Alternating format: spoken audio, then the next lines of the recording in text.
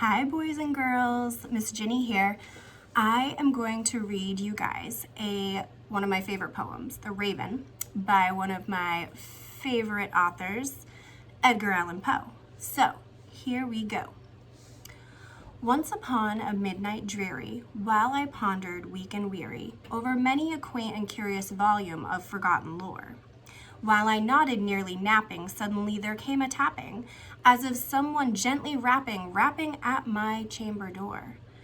"'Tis some visitor," I muttered, tapping at my chamber door, only this and nothing more.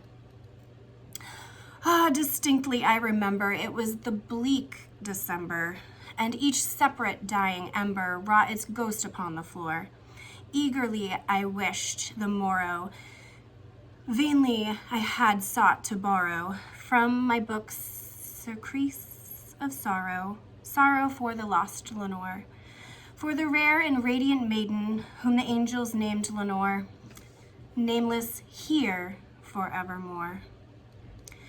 And the silken, sad, uncertain rustling of each purple curtain thrilled me, filled me with fantastic terrors never felt before.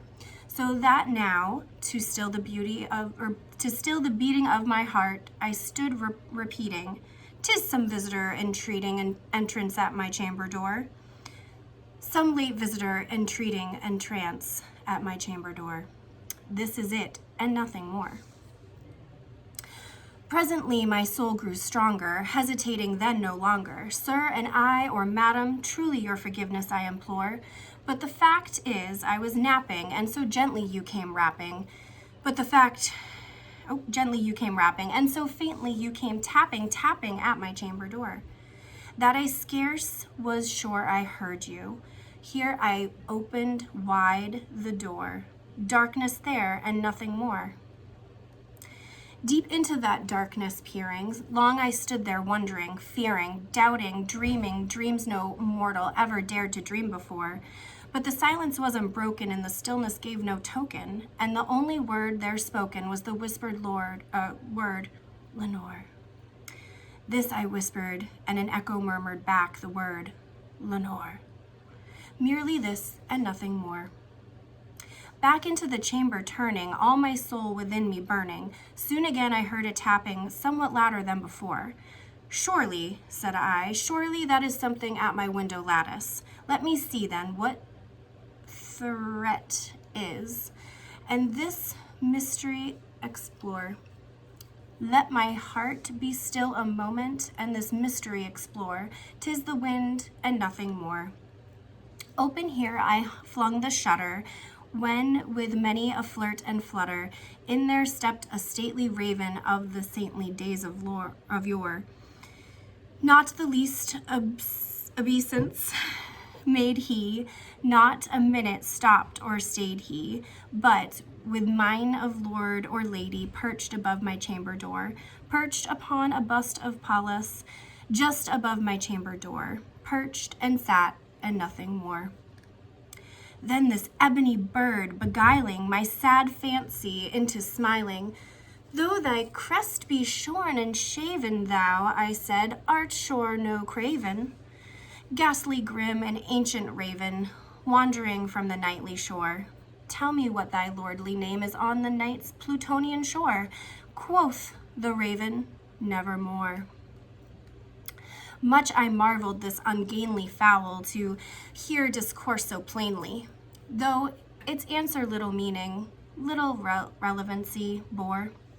For we cannot help agreeing that no living human being ever yet was blessed with seeing bird above his chamber door, bird or beast upon the sculptured bust above his chamber door, with such name as Nevermore.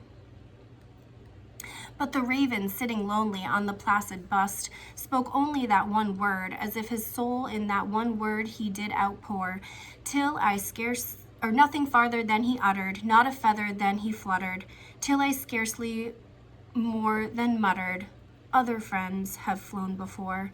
On the morrow he will leave me, as my hopes have flown before." Then the bird said, "Nevermore."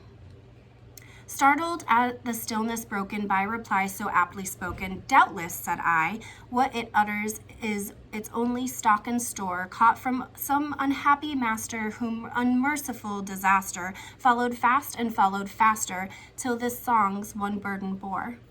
Till the dirges of his hope that melancholy burden bore, of never, nevermore. But the raven still beguiling all my fancy into smiling, straight I wheeled a cushioned seat in front of bird and bust and door. Then upon that velvet sinking, I betook myself to linking fancy unto fancy thinking, what his ominous bird of yore. What this grim, ungainly, ghastly, gaunt, and ominous bird of yore meant in croaking nevermore. This I sat engaged in guessing, but no syllable expressing, to the fowl whose fierce fury eyes now burned into my bosom's core.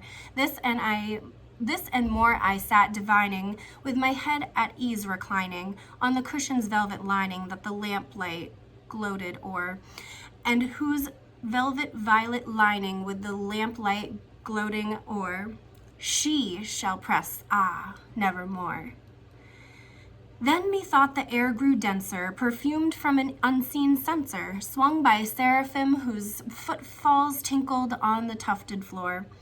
Wretch, I cried, thy God hath lent thee, by these angels he hath sent thee, respite, and nepenthe from thy memories of Lenore. Quaff, oh quaff, this kind nepenthe, and forget this lost Lenore. Quoth the raven, nevermore. Prophet, I said, thing of evil, prophet still, if bird or devil, whether tempter sent, or whether tempest tossed thee here ashore, desolate yet all undaunted, on this desert land enchanted, on this home by horror haunted, tell me truthfully, I implore, is there balm in Gilead? Tell me, I implore, quoth the raven, nevermore. Prophet, I said, thing of evil, prophet still, if bird or devil, by that heaven that bends above us, by that God we both adore, tell this soul with sorrow laden, if within the distant Aden, it shall clasp a sainted maiden whom the angels named Lenore, clasp a rare and radiant maiden whom the angels named Lenore, quoth the raven, nevermore. Be that word our sign of parting, bird or fiend, I shrieked, upstarting, get that thee back into the tempest and the night's Plutonian shore. Leave no black plume as a token of that lie thy soul hath spoken. Leave my loneliness unbroken, quit the bust above my door. Take thy beak from out my heart, and take thy form from out my door, quoth the raven, nevermore. And the raven, never flitting, still is sitting on the pallid bust of Pallas, just above my chamber door. And his eyes have all the seeming of a demon's that is dreaming, in the lamplight o'er him streaming, throws his shadow on the floor. And my soul from out that shadow that lies floating on the floor shall be lifted nevermore.